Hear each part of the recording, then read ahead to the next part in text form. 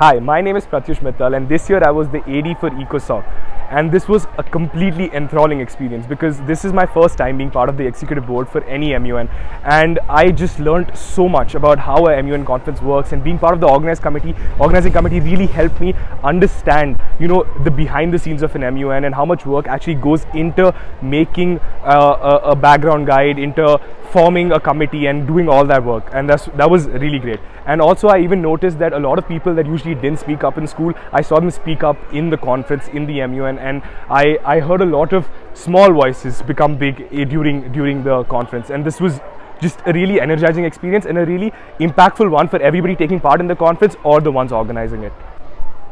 So as part of the organizing team, it was really fun and also really energizing to work as part of the organizing team in the whole MUN. But at the same time, there was a lot of hard work required because, for example, my committee was a committee made in the last moment, and it was just really